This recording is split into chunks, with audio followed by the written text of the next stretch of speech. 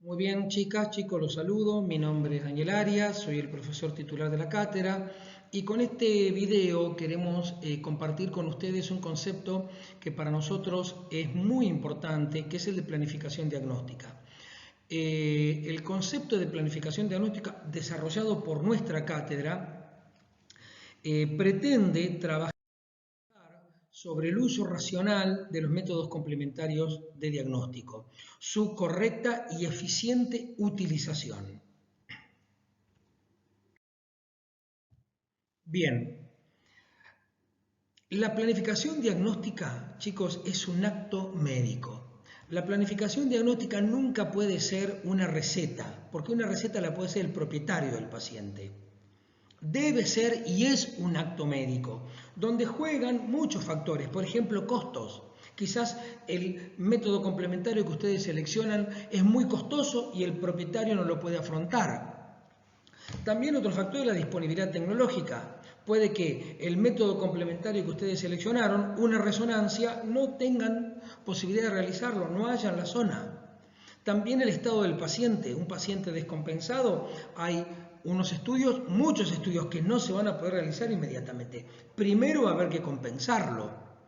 La formación del profesional que realiza el estudio, porque con plata cualquiera se compra un ecógrafo o cualquiera se compra un equipo de rayos, pero no cualquiera diagnostica. Y ese informe va a determinar el tratamiento futuro. Así que si derivan a quien no está preparado, eso impactará en ustedes en el clínico. O si ustedes lo hacen mal, por supuesto, ¿no? O sea que la planificación diagnóstica utilizando el criterio médico es un acto médico. Esto es lo primero que queremos resaltar. La planificación diagnóstica es un acto médico. Bien, ¿cuáles son los pasos de la planificación diagnóstica? Básicamente tres. Seleccionar los métodos, ordenarlos una vez que les seleccione y jerarquizarlos. Perfecto. Cuando nosotros hablamos de seleccionar el o los métodos, es en base al diagnóstico presuntivo que nosotros tenemos. Yo tengo un diagnóstico presuntivo de fractura, seleccionaré un método. En base al alcance de ese método y a la limitación de ese método. En cambio, si mi diagnóstico presuntivo es una preñez tardía, seleccionaré otro método. Bien, puede ser que seleccione más de un método complementario. Si yo tengo un problema gastrointestinal que no sé si se debe a una intususcepción, a un cuerpo extraño o a una enteritis, bien, acá va a haber más de un método. Así que la selección va a depender del diagnóstico presuntivo, va a depender del estadio evolutivo y de la información que yo quiero obtener. Vamos a ver un poco mejor esto. Miren, nosotros dijimos seleccionar y dijimos ordenar. Una vez que seleccioné los métodos en base a mi diagnóstico presuntivo, y si fuera más de uno, debo ordenarlo. Y lo voy a ordenar, repito, en base a el estadio evolutivo y en base a la información que yo quiero obtener. En general, yo selecciono primero los métodos menos invasivos y menos onerosos. Vamos a ver un ejemplo. A mí me llega una paciente que el propietario me dice que tiene una preñez temprana. Reseña, anamnesis, yo hago el examen clínico, sí, parece, en base a la palpación, en base a la ocultación, puede ser una preñez temprana. Bien, tengo que seleccionar los métodos. Tengo dos métodos a mano, una radiografía o una ecografía. En base a los alcances, las limitaciones y el estadio evolutivo de este caso, la radiografía, la información que me va a dar es muy poca, porque no está indicada para tejidos blandos. Es fundamentalmente un método que me aporta mucha información cuando son tejidos duros, radiodensos. Y un feto que aún no ha calcificado su esqueleto tiene radiodensidad de tejido blando, igual que el tejido circundante. Por lo tanto, yo acá no voy a poder observar estructuras fetales claramente. Se va a confundir con el tejido blando circundante, el resto de las vísceras, el resto de los órganos que están en el abdomen. Sí, me va a brindar muchísima más información una ecografía. Yo con la ecografía podré observar las vesículas gestacionales con su contenido anecoico, inclusive en alguna podré observar el embrión, que es ese tejido ahí ecogénico blanquito que observo, la pared del útero, me va a brindar muchísima más información. Entonces, el caso es una preñez, que el diagnóstico presuntivo que es una preñez temprana. Tengo dos métodos que selecciono. Yo tengo que ordenarlos. Primero voy a pedir la ecografía, porque me va a brindar mucho más información. Y acá yo ya llegué con certeza al diagnóstico de una preñez temprana. Seleccioné y ordené. Veamos otro ejemplo. De nuevo una preñez, pero es una preñez tardía. Nuevamente, reseña, anamnesis, examen clínico.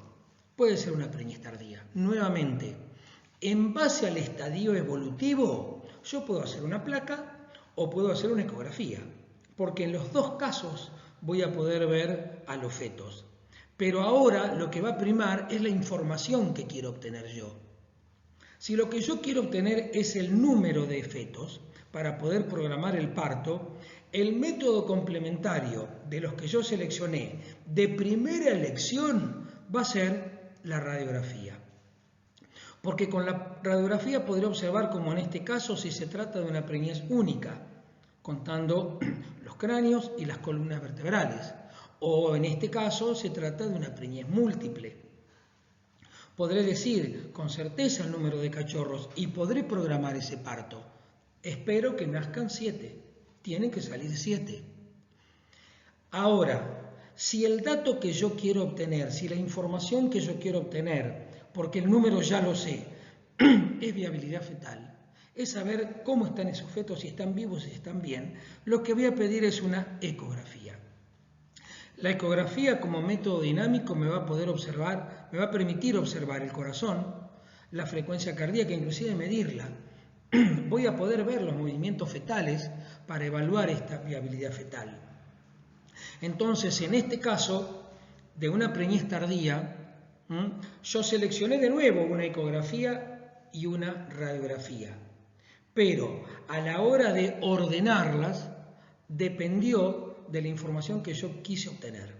Cuando la información que yo quise obtener fue viabilidad fetal, primera elección, ecografía. Cuando la información que yo quise obtener fue número de fetos, primera elección, la radiografía. Y así los ordené. Esto quiere decir seleccionar y ordenar. Y el otro paso que hablamos, y el otro paso que nosotros mencionamos fue el de jerarquizar. Bien, cuando hablamos de jerarquizar estamos pensando en cuán específico es un método para aproximarnos o arribar a un diagnóstico definitivo.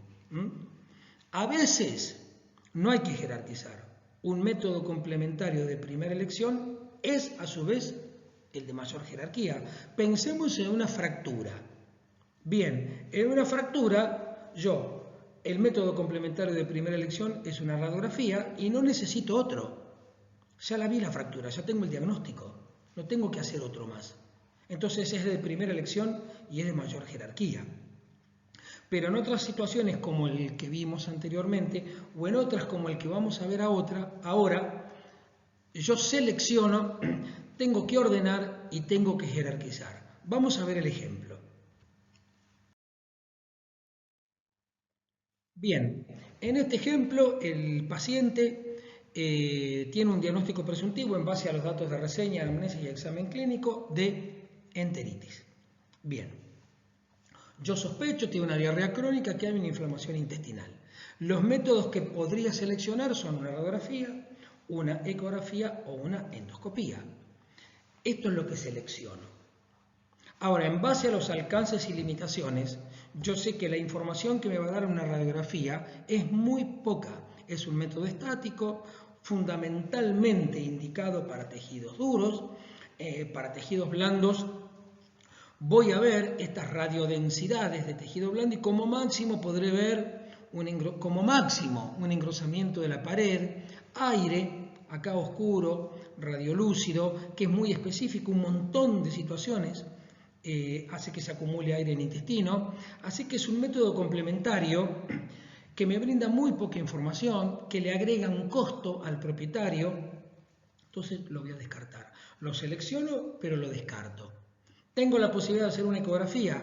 Y sí, entonces yo indico una ecografía de intestinal, bien digo.